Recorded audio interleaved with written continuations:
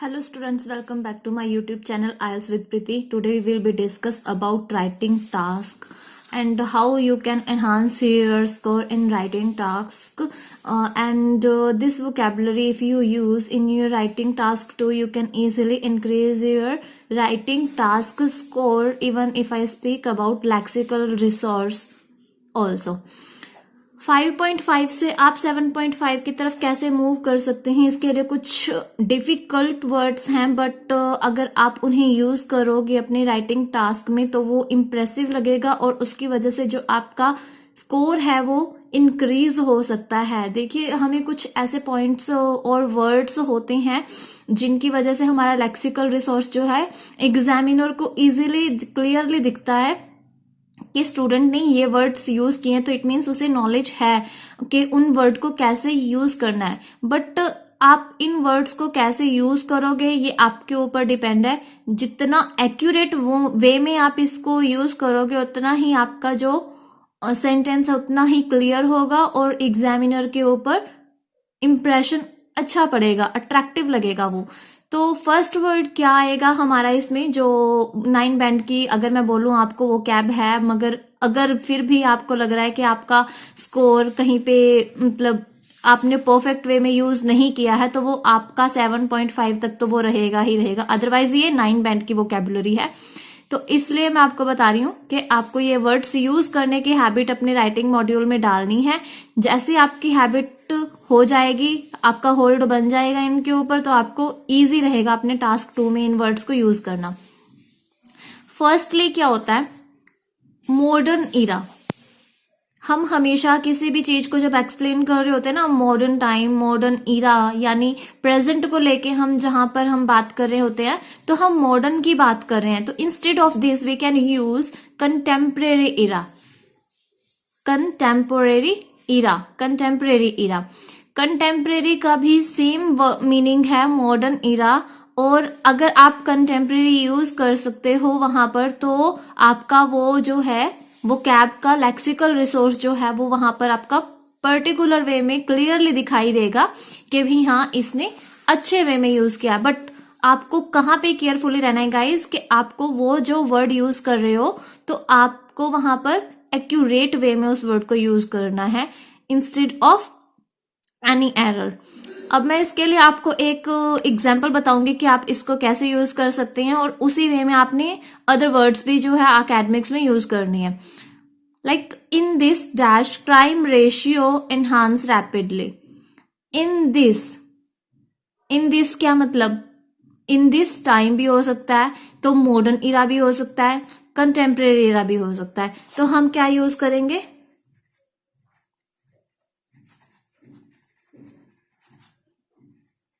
contemporary era. In this contemporary era, crime ratio enhance rapidly. जो आजकल का time है वो क्राइम रेशियो है वो बहुत ही स्पीड में इंक्रीज हो रहा है। ये चीज आपने इस वे में यूज करनी है। अगर आप यहाँ पे मॉडर्न इरा लिखोगे तो वो 6 बैंड तक तो होगा, बट अगर कंटेम्परेरी लिखोगे तो वो आपका वो कैब जो 1 वर्ड इंक्रीज कर देगा, इसलिए आपको कंटेम्परेरी मेंशन करना है instead of modern. And the next word is forthcoming and upcoming.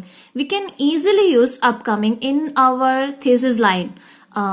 Thesis line से मुझे याद आया, जब हम टास्क 2 अटेम्प्ट करते हैं ना तो उसमें हमें इंट्रोडक्शन में 3 पार्ट्स होते हैं हमारे, लाइक जनरल लाइन होती है, सेकेंड पैराफ्रेजिंग होती है, क्वेश्चन की स्टेटमेंट, एंड देन थीसिस।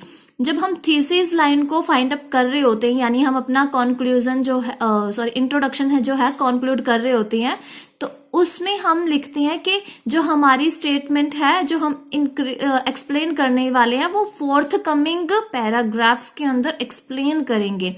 वहां पर हम अपकमिंग भी लिखते हैं, हमें अपकमिंग नहीं लिखना है, ये बहुत कॉमन वर्ड है, हमें इसकी जगह फोर्थ कमिंग मेंशन करना है। नेक्स्ट क्या होगा, कमेंट्स, स्टार्ट, बिगिन। ये तो आपको पता ही है, इसके सिनोनिम्स हैं। स्टार्ट और बिगिन एक सिंपल लैंग्वेज में मैं बोलूं या लैंग्वेज चाइल्डिश लैंग्वेज अगर बोलूं तो गलत नहीं होगा। स्टार्ट और बिगिन हमें वहां पर यूज नहीं करना है, हमें कमेंट्स यूज करना है। अब हम कमेंट्स कैसे यूज कर सकते हैं अपने राइटिंग टास्क में? जैसे हम कोई भी अपना बीपी स्टार्ट करते हैं, लाइक BP1 हमने स्टार्ट किया, तो हमने उसको कैसे एक्सप्लेन करना है? टू कमेंट्स विद, हमें ये चीज लिखनी है उसमें, two comments with, and then you can write your general line in BP1। General line क्या होगी? जो भी आप अपना पॉइंट जो एक्सप्लेन करने वाले हो, जो आपने ब्रेनस्टॉर्मिंग के टाइम उसे नोट डाउन किया था, उसके रिगार्डिंग आपने कुछ थोड़ा सा उसको एक्सप्लेन करना है कि मैं इसमें ये बताने वाली हूं या बताने वाला हूं, ठीक है ना। Two comments with dash dash dash, जो भी आप उसमें लिखने वाले हो। तो हम इस तरह कमेंट्स का जो वर्ड है, वो कैब जो है, हम अपने टास्क 2 में यूज कर सकते हैं। गाइज, जो मैं इसके अंदर आपको बता रही हूँ ना, वो बिल्कुल फिक्स वो कैब है, और अगर आप इसका होल्ड अपनी राइटिंग में बना लेते हो ना, तो डेफिनेटली आपका लेक्सिकल रिसोर्स इंक्रीज कर देगा। तो इसलिए मैं आपको बिल्कुल एक्यूरेट वर्ड ही बता रही हूँ, जो हम हर टास्क में यूज कर सकते हैं। मैटर नहीं करता कि वो एग्री डिसएग्री या प्रॉब्लम सॉल्यूशन है, एडवांटेजेस डिसएडवांटेजेस, आउटविक, कोई भी टास्क 2 आ जाए हमारे पास, हम उसके अंदर ये वर्ड्स जो हैं इजीली यूज कर सकते हैं। तो इसलिए मैं कह रही हूं कि आपको ये वर्ड्स फिक्स करने हैं अपने राइटिंग टास्क 2 में। एंड द नेक्स्ट वर्ड क्या होगा?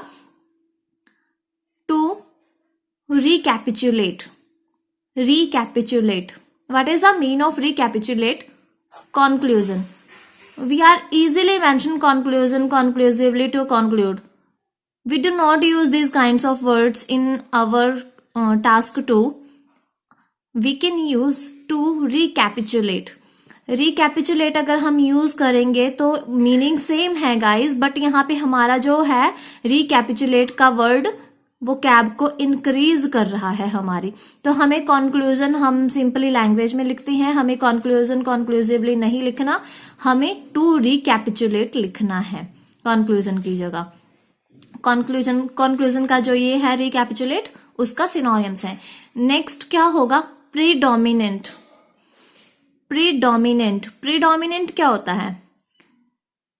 Main idea, main reason and common reason, common idea. तो हमें क्या बोलना है? Predominant idea, predominant reason. We can easily use this word in our advantage and disadvantage, even agree disagree, reason solution में भी हम इसे यूज कर सकते हैं। Predominant idea we can explain, predominant reason, ठीक है ना। हम इस वर्ड को इस वे में यूज कर सकते हैं, जो भी आप उसको एक्सप्लेन करने वाले हो अपने टास्क 2 में, उससे पहले हम ये वर्ड यूज कर सकते हैं। द मेन आइडिया हम लिखते हैं ना, जैसे the main reason of this this this this, जो भी आप लिखने वाले, तो वहां पे हमें प्रीडोमिनेंट रीजन मेंशन करना है, मेन की जगह और कॉमन की जगह। नेक्स्ट क्या है? एफोमेंशन्ड। एफोमेंशन्ड, इससे क्लियर क्या होता है? जो मेंशन किया हुआ है। एफोर का मतलब उससे पहले। ये वर्ड हम कहां पे यूज करने वाले हैं? अपने कंक्लूजन में। मेंशन बिफोर, ठीक है ना। इस वर्ड को हम अगर हम कंक्लूजन में यूज करते हैं, तो इसकी वजह से भी हमारा जो कंक्लूजन है उसके अंदर इजीली हमारे वो कैब को इंक्रीज कर देगा। तो एफॉरमेंशन्ड little bit difficult, but if we practice this word, we can easily use this word in our writing conclusion task 2. And the next क्या होगा इसमें? फंडामेंटल प्रॉब्लम लाइक जैसे मैंने आपको बताया ना कि प्रीडोमिनेंट रीजन, प्रीडोमिनेंट आइडिया, वैसे ही हम इसमें मेन प्रॉब्लम की जगह, कोर प्रॉब्लम की जगह, की प्रॉब्लम की जगह फंडामेंटल प्रॉब्लम यूज करेंगे। इसकी वजह से क्या होगा? ये थोड़ा अट्रैक्टिव लगेगा। फंडामेंटल काफी तरह से यूज कर सकते हैं, बट ये हमने इस वे में यूज करना है कि ताकि वो हमारा स्कोर जो है बूस्ट करे, माइनस में मत लेके जाए वो हमारा स्कोर। इसलिए हमें इसको हैबिट इसी वे में डालनी है कि वो हमारे स्कोर को इंक्रीज करे। अब हम फंडामेंटल प्रॉब्लम यूज किस किस टास्क में कर सकते हैं? Like we can need to explain our own opinion, so that time we can easily use fundamental problem. And demerits के टाइम भी हम फंडामेंटल प्रॉब्लम वर्ड यूज कर सकते हैं। प्रॉब्लम सॉल्यूशन में तो मैं आपको बता ही रही हूँ कि ये सिंपली दिख रहा है कि फंडामेंटल प्रॉब्लम्स की बात हो रही है, तो हम फंडामेंटल प्रॉब्लम हम वहां पे वर्ड यूज कर सकते हैं। नेक्स्ट एंड लास्ट वर्ड जो होगा वो होगा precise. Precise I think it is little bit difficult for every student, but if we can practice this, we can easily use this word. What is the meaning of precise? Before the explaining meaning of this word, I can tell you, we can easily watch this word in our reading. ये word जो है ना बहुत time हमें अपनी reading में दिखाई देता है, even most of the time reading में दिखाई दे ही जाता है। ये कई बार तो ये ऐसा होता है कि एक पैराग्राफ के बाद ही सेकंड पैराग्राफ में भी दिया होता है। तो आपको इसका मीनिंग पता होना चाहिए कि मीनिंग क्या है। इसका मीनिंग होता है एक्यूरेट, एग्जैक्ट। बट हम इसको राइटिंग में कैसे यूज कर सकते हैं? कोई भी चीज जब हमने एक्यूरेट वे में, एग्जैक्ट वे में एक्सप्लेन करनी है, so that time we can use this word precise. But writing में हम इसको एज अ कनेक्टर यूज कर सकते हैं। कनेक्टर क्या होता है? As a linking word. अब हमने जब राइटिंग टास्क 2 में प्रिसाइज वर्ड यूज करना है, तो हमें क्या एक्सप्लेन करना है? To be more precise. To be more precise. To be more precise का मतलब क्या होता है कि जो आप एक्यूरेट वे में उसको बताने वाले हो, आपने ये लिखा as a connector, and then you can write your own opinion in task 2। जो भी आप उसको बताने वाले हो या जो कुछ भी आप एक्सप्लेन करने वाले हो या एग्जाम्पल देने वाले हो, तो वहां पर आप इस वर्ड को यूज कर सकते हो। तो गाइज आई होप मैंने आपको बताया होगा, इन वर्ड्स के थ्रू आपका जो स्कोर है इजीली बूस्ट होगा अगर आप इन वर्ड्स को अपने टास्क 2 में फिक्स कर लोगे।